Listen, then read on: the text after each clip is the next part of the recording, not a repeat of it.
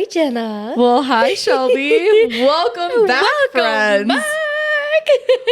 I think I speak for all of us when I say it was a busy holiday season. Yes, it was. And it was a busy 2024. We'll say It that was. too. Yes. We're happy to be coming back to you in 2025, as always, with new good books to share. Absolutely. And on that, Happy New Year. Happy New Year. Oh, we are being festive today. We have a drink of the episode. We do. I love this. Some mango mimosas. Yeah, I saw this mango mimosa. It's like a mango flavored champagne-ish kind of thing. Yeah. And it is so good. So if you guys see that, definitely grab it. We put a little bit of orange juice in it, and we're being festive for the new year. We are. We even have special guests sitting behind us. We do. There's a little, she's so sweet. If you don't see the video, there's a little golden retriever. Her name is Frankie, and she's being very sweet. She's being a very good girl. She loves her Auntie Jenna. Sometimes I think that Auntie Jenna is her person. Right? She squeals when she sees me. It's my favorite feeling. She cries every single time. Yeah. I love it so much. Well, do you want to tell everybody what we're talking about today? Absolutely, I do. I think starting off the new year, reflecting on what the last looked like is fantastic. Today we are doing Book Superlatives from 2024. Yes. So lots of goofy different categories for us to kind of do a 2024 wrap up on the books that we read. It's going to be so fun. I know, for real. We have so many different... Thank you, Jenna. We have so many different questions that we are answering here, so I think it's just going to be a super fun episode. I think we're mainly going to be keeping it spoiler-free. So I think this will be all spoiler-free, so no worries if you haven't read anything that we have so far. Probably will have some books to take on or off your TBR after this episode. 100%. Yay. And with that, before we totally dive into this episode, I want to give a reminder that it's super helpful to us if you give us a like and a follow and a rating. It gives us a little bit more visibility, and yeah, we couldn't do this without you guys, so we're super appreciative. Yeah, thanks. Yay. Okay, let's get into it.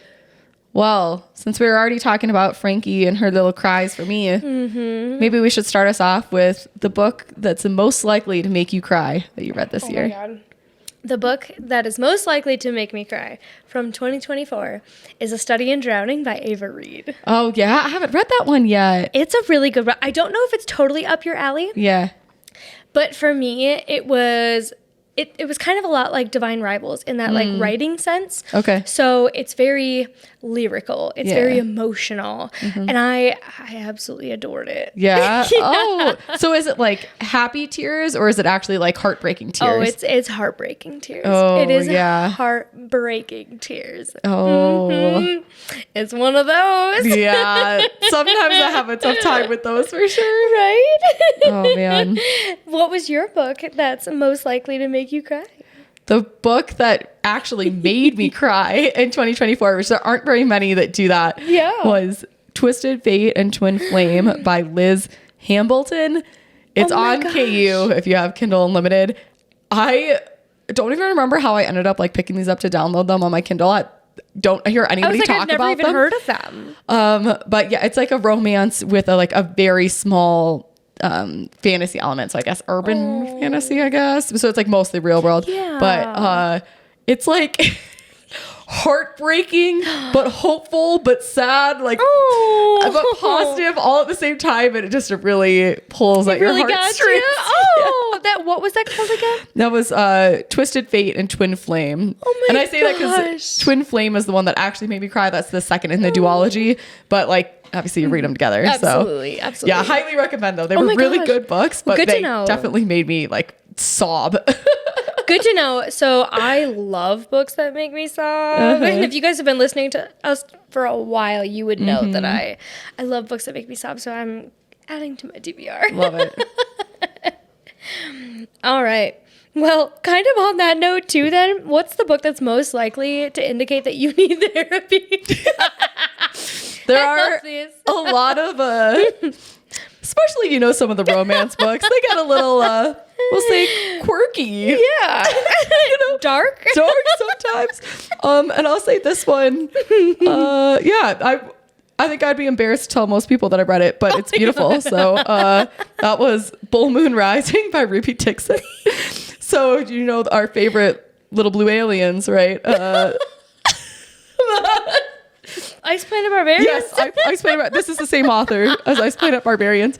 So this is a new book series. I think it's just a standalone book, but I mean, it's gorgeous. It obviously. is gorgeous. This is just like the standard first edition print run, but is a like minotaur and woman romance, and I think I didn't really know that's what it was about when I bought it. I just was like, oh, I really liked Ice Planet Barbarians, so I was like, I'll get, and look at how pretty it is, I'll just buy it. Oh my god. And then it came and I read it and I was like, that is a whole, I don't even like, it's not even like he shifts into a human, like he just is non-human, and I was like, okay, I need therapy. Yep. It's like a demon romance kind of. Like they just are that way and you just deal with it. Just do it anyway. Yeah. Oh my god, so, that's hilarious. So that's me. So what book did you read that you were like, I need therapy?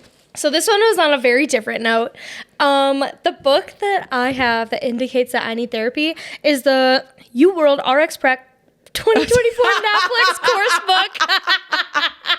Because I need therapy after that. Yeah. That was the book you used to study for your board exams. It was, yeah. So that's the one that I said. But then I also put a fun one in there. Yeah. And I said Phantasma by Kaylee Smith because I really enjoyed that. Yes.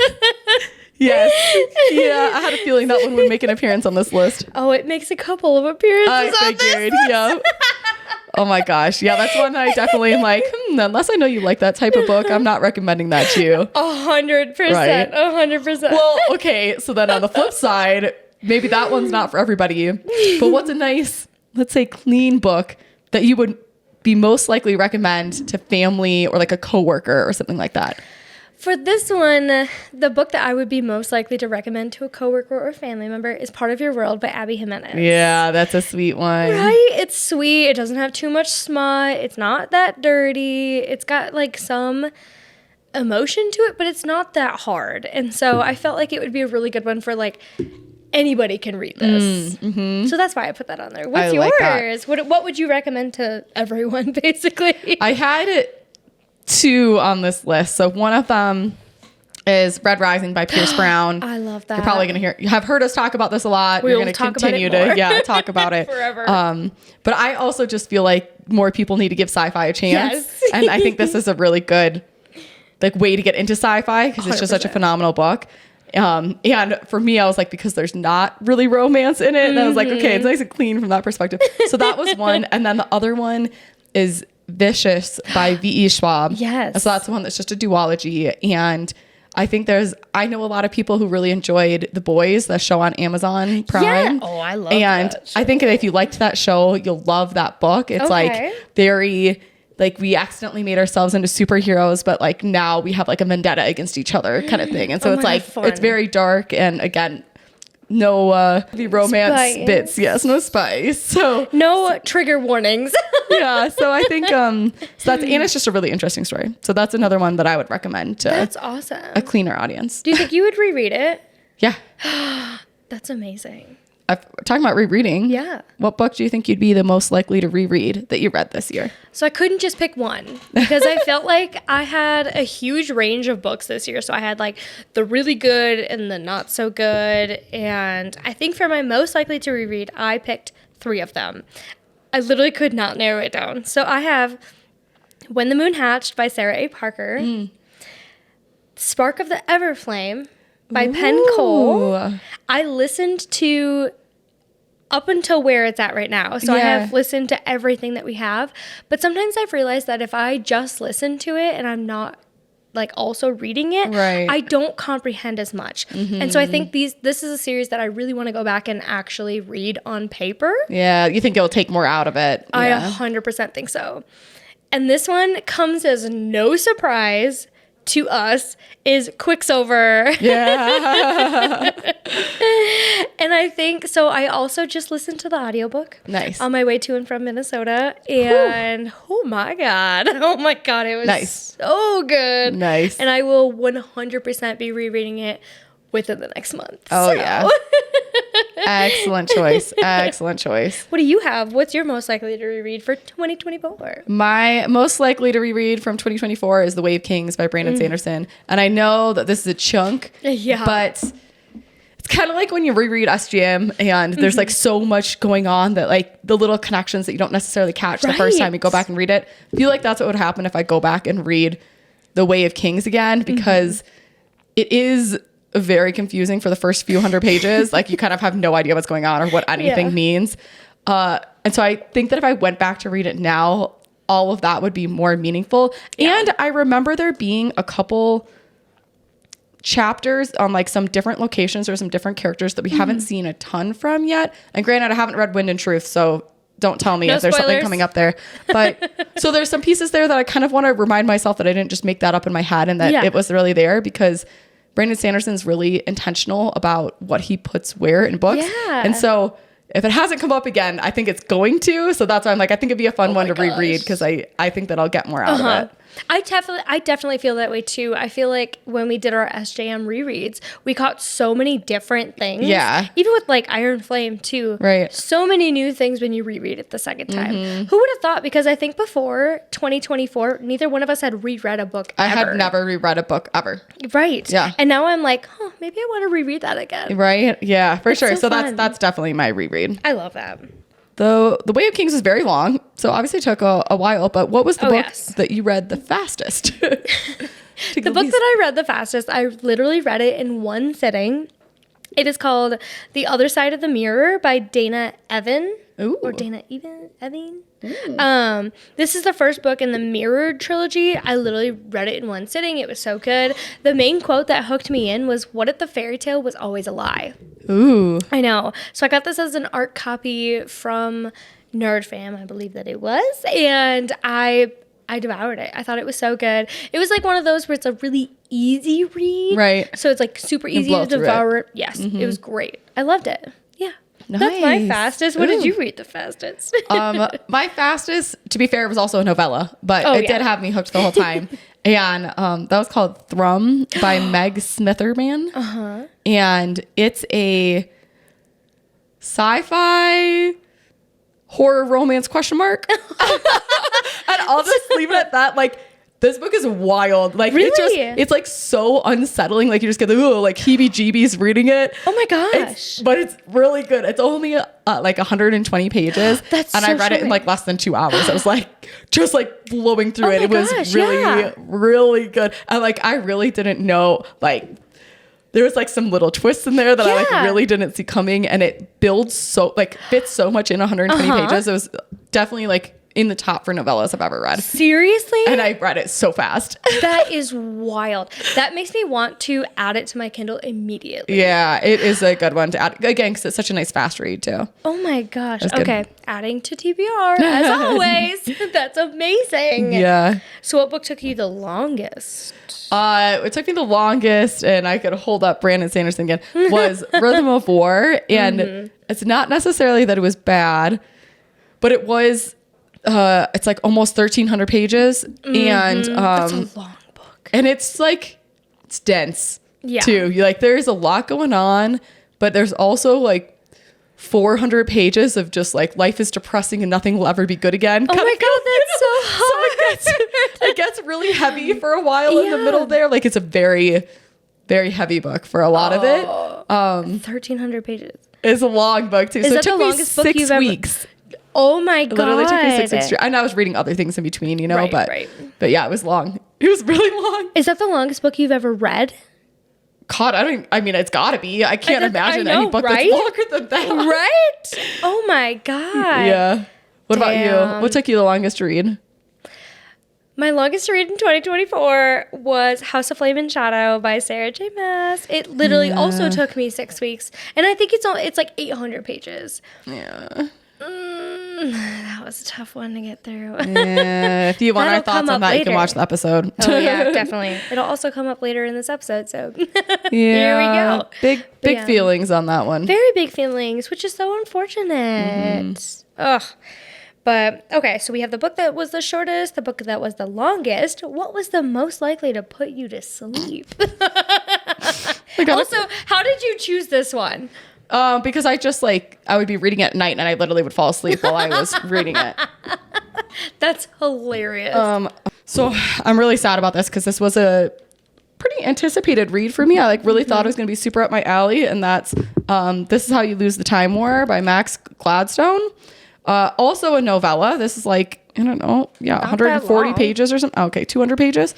But it looks really small though. I think I just really didn't enjoy the style of writing. It was just not for me. And I was just like so not invested that I'd read like 5 pages and I'd like oh my God. feel Just myself nod like jerking off. awake. Yeah. So That's horrible. yeah, I was really sad about that because I thought I was going to love it, but it was not for me. That is such a bummer. Yeah. Such a bummer. What were there any books that made you go to sleep? Oh, girl.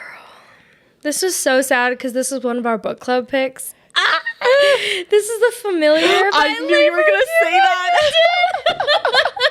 It's such a bummer, though. It's such a bummer because the writing itself was gorgeous. Like, it was such lyrical, beautiful writing. I wanted to love it so much. Like, even while I was reading it, I was like, oh, I want to like this. I just don't. And that's so unfortunate. Yeah, I hate when that happens. It took me forever, and it was just not really enjoyable. But I know our book club also had some very big feelings on it, too. That was a very polarizing book in the book club. It absolutely was. We got some people who rated it 5 stars, some people who DNF'd it, some who was like, I wish I would have DNF'd it. I unfortunately kind of wish I DNF'd it. Yeah. Oh, it was such a bummer. But we also have an episode on that one too. So Yeah. more thoughts, let us know. Well, okay. Coming down to the bottom of our list. What was the book that you DNF'd the fastest? Oh, I forgot this was even in 24. But I had 2 of them that I DNF'd pretty quickly. I had The Finish Line, which is the third book in the you like waited a really long time before you read it, right? And then you were just like, what? I don't care. Yeah, I felt like it was an extremely different book than the first and the second one. This is in the Raven Hood trilogy. Yeah. I loved the first one. I loved the second one. I think I gave myself too much time in between. Yeah. And so, Fair. Yeah, I like got maybe 100 pages in and I was like, I don't like this at all. I know. I almost want to tell you to go and read like just the last 100 pages because those are the ones that are really like emotionally gut wrenching. Although I feel like it's been long enough, you might not care enough about the characters anymore at this point. Right. But that last 100 pages is the reason why I would have felt like you would like the book. Well, and then also from our 2023, like I loved the second book in the Ravenhood series. Like that was probably the book that made me cry the most. Yeah. In 2023. And so I'm like, maybe I would still care so much that I'm like, we can talk about it offline. But, I can explain why you might like those pages. But yeah, good to know though. What was yours? I DNF'd Fortune Falls by Lou Vane. I think like within the first 50 pages. Oh, seriously? It was like really clear very early on that I was not the intended audience for that. And I mean, I've read plenty of YA, but like, it was rough, man. Oh, no. It was rough. It was not a good one it was like really, really young. Yeah. It was just, it wasn't for me. So DNF that real quick. My second one that I DNF'd in this last year was Blood and Honey. And that is the second in the Serpent and Dove series. And I loved the Serpent and Dove. Like I loved the first one. But the second one, I just like could not get into. I think I was less than 100 pages when I DNF'd that one too. And that's sad because you own the whole trilogy. I know. Yeah. And it's funny. We have these book exchanges in our book club. And I've tried to give them away. And I'm like. No one wants them. They're like, did you like it? And I'm like you might like it more than I did. I'm like, I loved the first one. But that's all I read. And so I just still have it on my shelf. But oh well, it is what it is. That's how it goes. On a more fun note, what was the book most likely to make you need to pause and take care of things? I literally audibly giggled when I read this one. When you read that prompt. I was like, oh my God. So some of the ones with the best spice per se, get you in the mood. This was also an unexpected one for me. This was a Nanny for the Neighbors by Lily Gold. If you haven't read it or heard of it, I don't feel like it's one people talk about a lot, but it is a reverse harem and love all the boys. It's just great. It's just a good time. I love that. 505. Best spice ever. Okay, how does it compare with like Sarah Kate? Ooh. It's different because I think that a lot of the ones I've read with Sarah Kate are like more like taboo or kinkier. Yeah. And I'd say that this wasn't necessarily like crazy kinks. Mm-hmm. So it was almost like a sweet reverse harem, which is hilarious because that like seems like that doesn't go together, you know, but in this one it did. Right. So it's possible. But like a realistic reverse harem. I love that. So you're saying so you're saying there's a chance. So you're saying there's a chance. You're saying there's a chance. Oh my God. Mine for this one. Okay, so I had a couple. Again, I could not choose. I'm so sorry. This is supposed to be like a you choose one. I can't do it, okay? Indecisive girlies. Yes. Plus, I read a lot of some really good ones this year. Mm-hmm. So the first one is Phantasma. I knew that was going to be the winner. The blood scene, I think I still think about it to this day. Yeah, I knew that was going to be your... I was like very confident that was going to... I should have tried to guess each of these for you. Oh my so God, far, I've gotten a lot of them on. Funny. You're probably going to get the other ones too. Do you want to try to guess them? No, that's the only one that I would have known right off the top of my head. Yes. So the next one is Quicksilver by Callie Hart. Oh, yeah. Okay. Yep. Yes. Oh my God. And I was listening to it too. Yeah, we haven't even talked since you finished that book. No, we haven't. No, we haven't. So the Audible goes from female to male. Uh-huh. And the male... Oh my God. It was so good. I'm like flushing as I think about it. But then the third one that I feel like is just like a total given is A Shadow in the Ember by Jennifer L. Oh, yes. Good one too. There was one scene in the beginning that I'm just like, hands down, I'm like, I have to put this book down right now. I love it. It was so fun. Oh my God. Woo. I love it. I love the spicy books. She's like, I gotta air myself out a little bit after that one. She's like, I'm imagining those scenes right now. Can we take a break? Yeah, I'm like, so anyway, we need. Okay.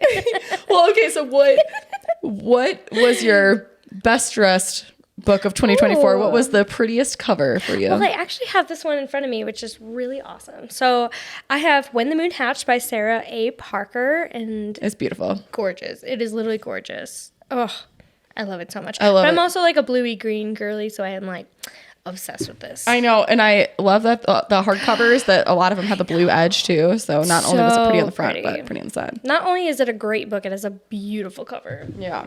What was your best dressed? I picked Chasm.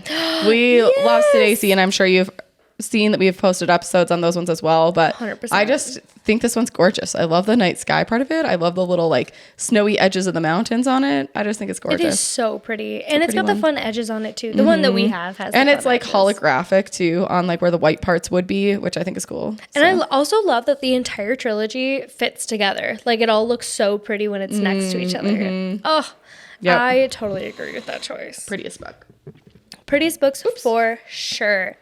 Who is your homecoming king, aka your best book boyfriend?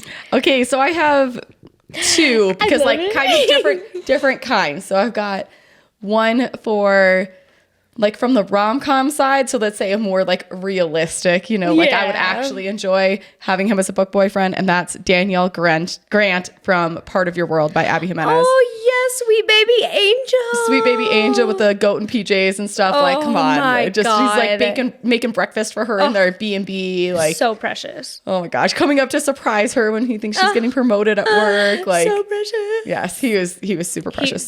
Baby angel. So Danielle is up there. But then from the fantasy romance side, because I feel like a lot of times people talk about the book boyfriends from there. Yes. I actually think Khan from When the Moon Hatched is on top. I love that. I know there were a lot of good ones in there, but and maybe it's just because this is fresh because I just read it. Right. But I liked that he was like assertive and dominant in like words, but he also was like, "You're not ready? Fine, go. You'll come back to me." Like, I'm not going to force you to stay here. I loved that about him, too. He was like, I'm still going to let you make your own choices, but, like, I'm going to voice to you what I think, like, what my opinion is. Right. So I really liked him a lot. I really liked him, too. He was my runner-up, actually. Was he? Mm-hmm. Well, okay, so that was your runner-up. Who's your actual homecoming king? Who's your book boyfriend? Kingfisher. Yeah, he was up there for sure. He was it for me. Like, I love a protective man. I love a man that's gonna like. That was a true enemies to lovers. Yeah, and I was like, yep, I liked that.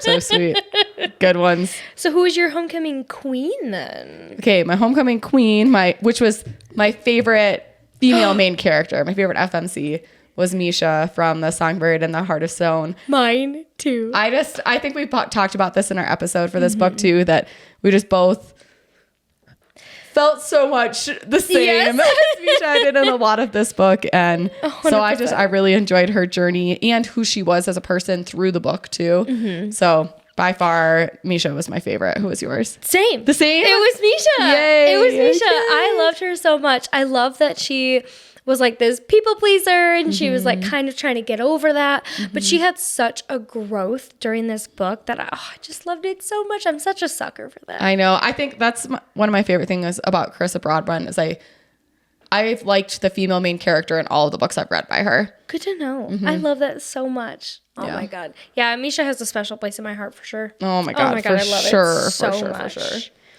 Okay, what else we got here? What about your most anticipated release from 2024, and was it worth the wait? So I have two of them.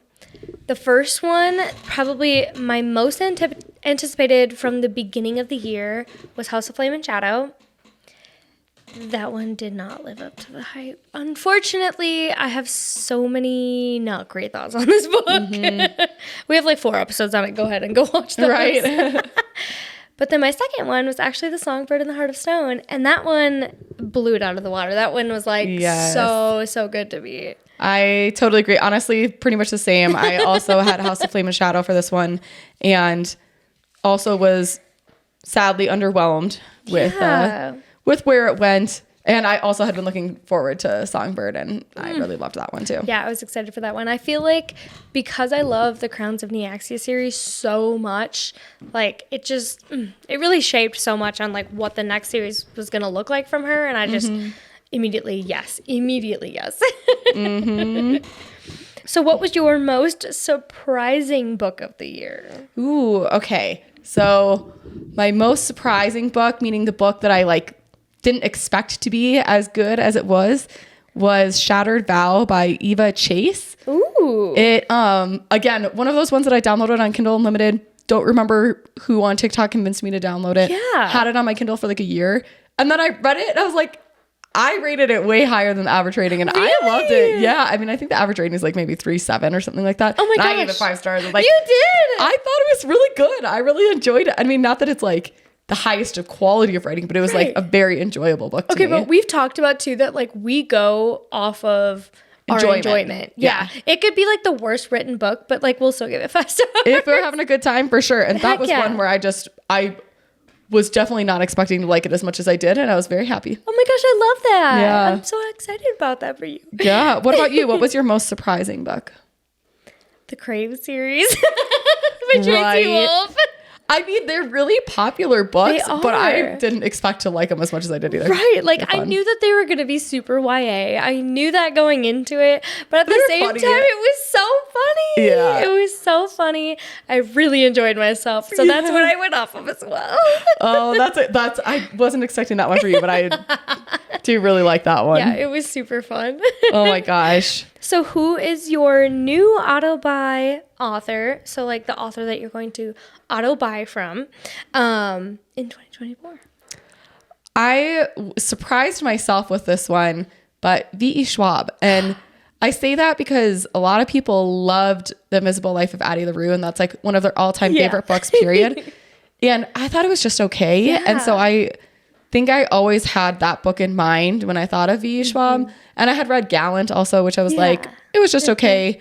But last year I read the Shades of Magic trilogy. Yes. And I loved it. And so then this year I read Vicious and Vengeful. Yes. And also loved those. And so I think I've realized that I actually do really like V.E. Schwab, and maybe those other ones were kind of one-offs for me. And so now I think she is must-buy author for me. That is so awesome. So The Invisible Life of Addie LaRue, that was one of my absolute favorite all-time books. I've read it like 4 times.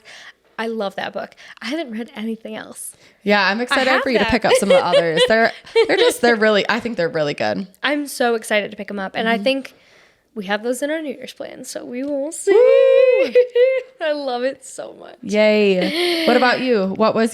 Do you have a new like must-buy, auto-buy author? I do. And this probably won't come as a surprise from our 2023 wrap up, but mine is Carissa Broadbent.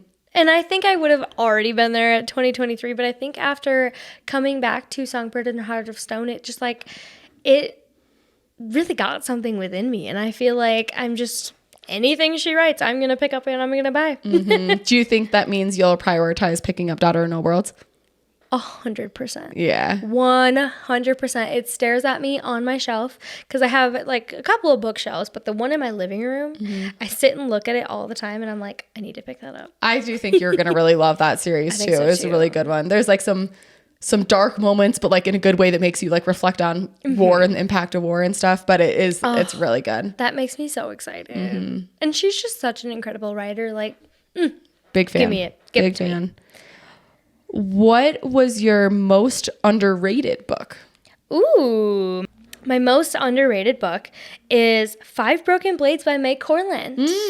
I feel like that one gets like a mixed bag of reviews on like TikTok and Instagram, but that was one of my top reads of the year. Like I loved that book so much. We both did. We both really enjoyed it a lot. It was definitely a different pace than we were going at the beginning of the year, but like I absolutely adored it and I'm so excited. I think the second one comes out this month.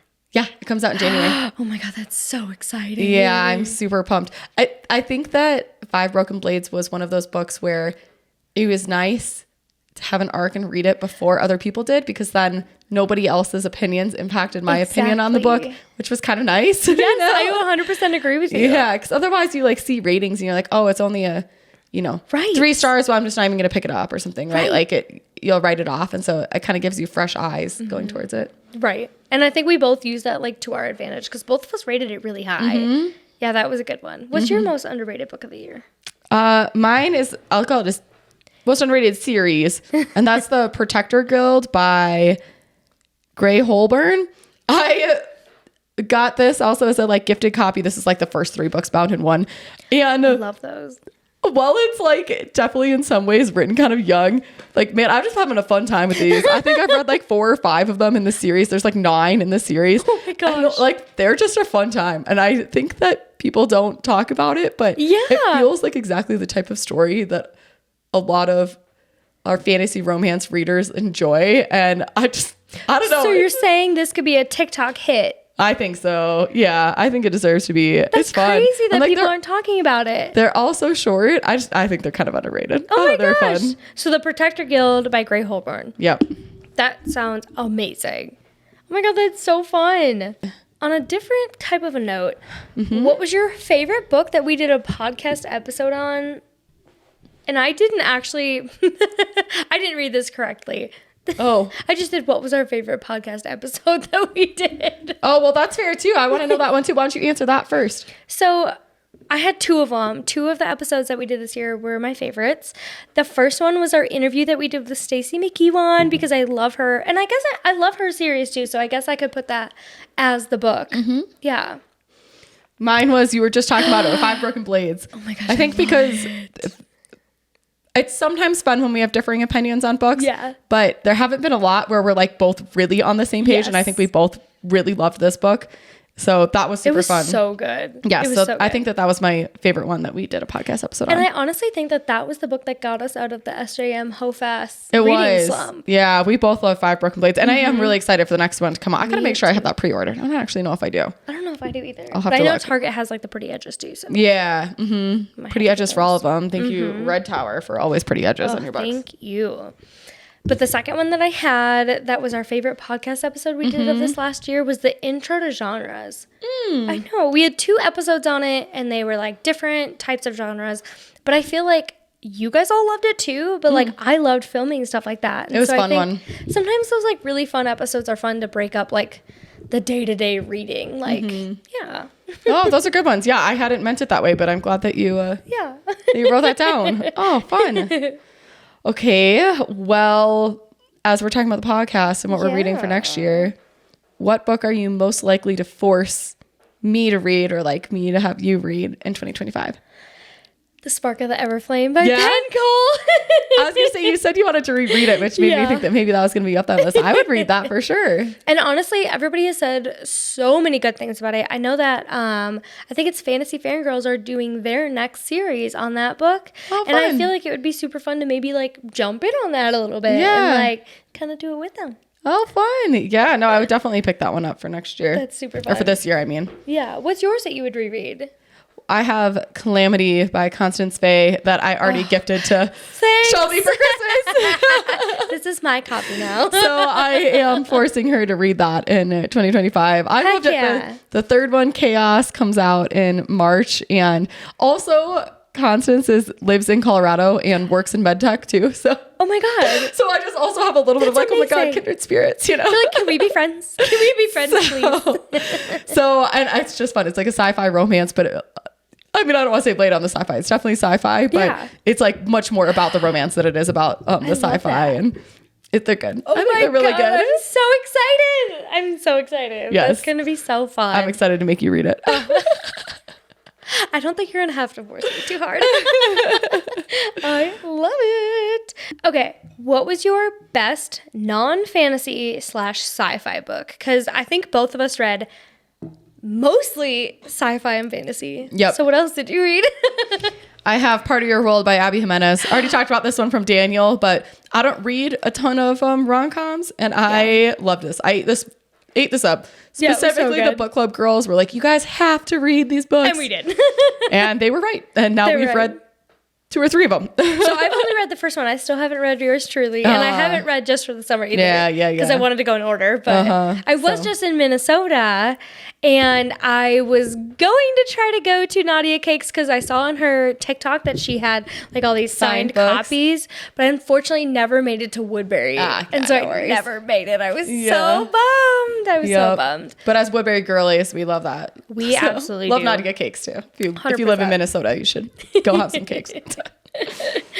My best non-fantasy / sci-fi book was I'm Glad My Mom Died by Jeanette McCurdy. Ooh. Yes, that one was an autobiography. That was the girl that was from iCarly. Oh, okay. She was like Sam with the curly hair. Yeah. And she talked about very, very hard-hitting, heavy topics in that book, but it was just so eye-opening that you really don't know what people are going through. Like, you see social media, you see movies, and it's like you have no idea what anybody's actually going through. And so reading, well, I listened to it, but like listening to that for me was just like really heavy, but it was really eye-opening. So I really, really liked it. Yeah. I actually also listened to Beyond the Wand, which is the Tom Felton autobiography. And I kind of felt the same way. Like it was like there were fun parts of just seeing the inside of like what it's like to be on the Harry Potter set growing up as a kid. But then also the like little bit darker topics of just how he struggled like coming into society afterwards and like finding his place in the world after having such a set place as a kid. It was pretty good too. So I'll put that up there with the We'll add that to the list. yeah. Oh, that's good. Oh, okay. So what about a book that you had very high expectations for? What book met that expectations the most? Red Rising by Pierce Brown. Yes, dude, that was me too. I think That's what you had too? Yeah, that's what I had too. Oh my God. Yes. Also, I had never read sci-fi before this. And I was like, okay, you know what? Everybody is saying really good things about it. Am I really going to like it? And I did. Yes. I really liked it. I had really high expectations and it like definitely met the high expectations It definitely did. Oh my God. I love it so much. It's like the perfect series. I love it. I know I just read Iron Gold too. So the 4th one, God, so good. Do I need to reread Morningstar before I reread? Okay, perfect. No, there's a gap like a in new time and it like storyline. picks up. Yeah. Perfect. Yeah, you'll be fine. You'll like remember things pretty quickly. Love it. Yeah. Love it. On an opposite note. Yeah. What was your most disappointing book? So similar to what I said about making me, I think, fall asleep. This Is How You Lose the Time War by Max Gladstone. I really thought I was going to like it, and then I didn't even finish it. So, Oh my gosh. what about you? What was your most disappointing book? Hopefast. Yeah, House that of was Flame really and disappointing Shadow. too. I can't even pinpoint why, but it just, you know what? It just did not hit at all. At all.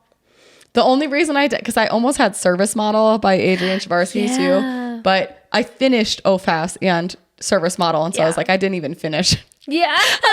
And it was only 200 pages, so I was like, okay, that's probably most disappointing. Where I took 6 weeks to finish whole fast, so I'm like, I had to put that in there as well.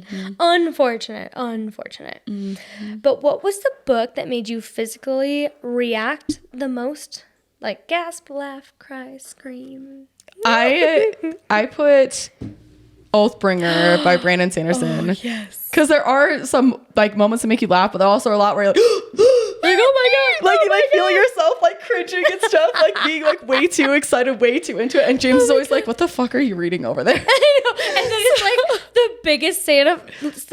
the biggest fantasy book. Like, I know, it's also massive. a like chunker. But yeah, I feel like I had so many feelings. Oh my god, this book. That is so funny. Yes. So there was a lot of and I got a little sorry, did we get you excited, Frankie? Oh yeah, she's like, okay, I hear everybody getting all excited over here. Yeah. I need some love too. Yes, what about you? What was the book that made you physically react the most? Morning Star by Pierce Brown. Oh, that one too.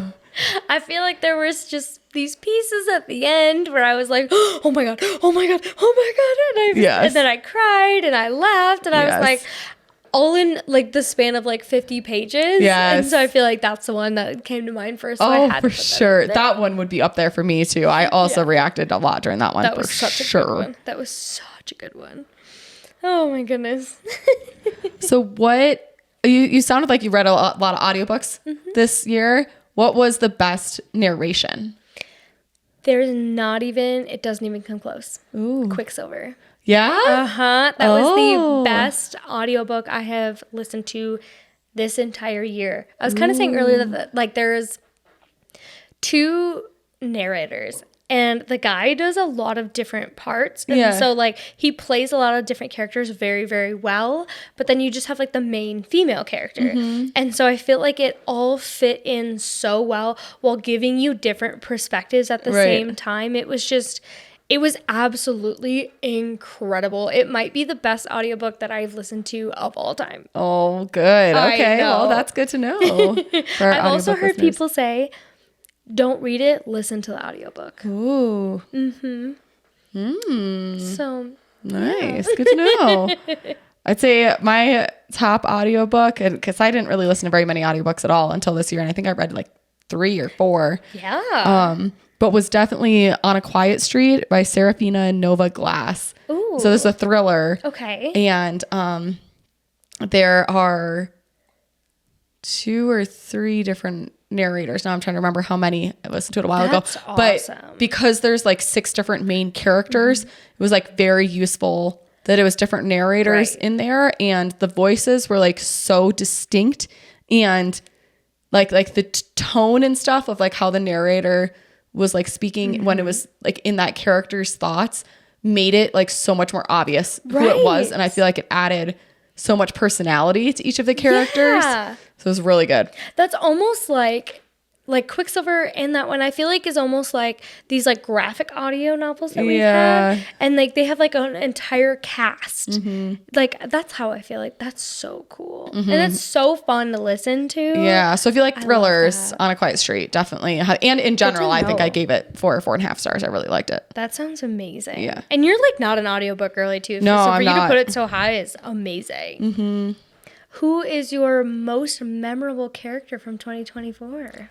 No question about it. Kaladin Stormblessed. Oh my god! I love you, Cal. It's just will forever be one of the most memorable characters. Like and I'm so excited to see how Wind and Truth kind of closes out storylines too. But I like, oh my god, I'm obsessed with him. Like his entire story arc has been so good through Rhythm of War, and I just love him. Oh my gosh, that's amazing. Love him so much. Yeah, he's very memorable for me. I love that. Who's your most memorable character? Daddy Nyctos from the Flesh and Fire series I on love JLA. that. Ooh, good. Oh yeah, I don't know. There's just something about him that is like so distinct. Like he's a dark-haired male like any others, but I think I read it within the last month and I just like cannot stop thinking about him. And so he's also like so innocent while still being, you know, firm. So I feel like that is like a distinct personality for sure. So genuine. Yes. Yes. Oh, I love it. I love it. My runner-up was Kingfisher. Yeah, some good choices there. Yes. Some good book boyfriends and memorable characters for sure. Well, then I think this is our last one. Yeah. But what was the right book but the wrong audience? Meaning it was just a book that was meant for somebody else. I put The Wicked King by Holly Black.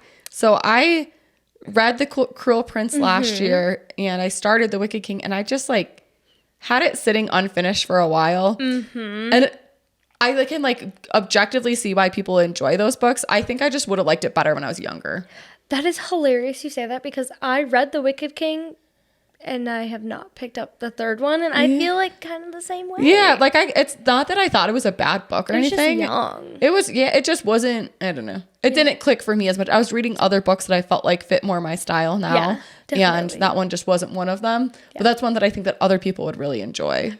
TikTok goes nuts for the Cruel Prince. Which is insane. I that's one of those that I just like don't understand the hype, but it is what it is. Oh. But the one that I had was The Spanish Love Deception. Oh, I thought you liked that one. You liked it okay? I liked it okay. Yeah. The reasoning I gave for it was like it wasn't bad.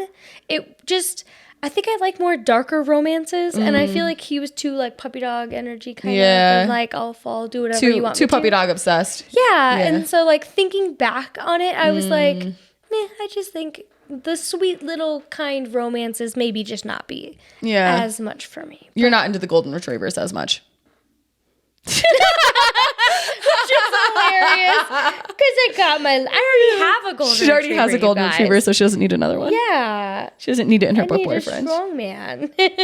Where's sweet girl? Yeah, sweet girl. Well, yes, on that note, Happy New Year! Happy New Year. Cheers to... I need another drink. Cheers to lots of good books in 2024. Yes, kind of a fun way to go through them. I totally agree with you. I think this was so fun, and it brought up so many like different variations of like how we thought about books. So I thought it was super fun. I can't wait to see what our 2025 is going to look like. Yeah. I have good hopes for it. Me too. Awesome. Well, thanks for joining us, guys. We'll see you next week. See you next week. Bye.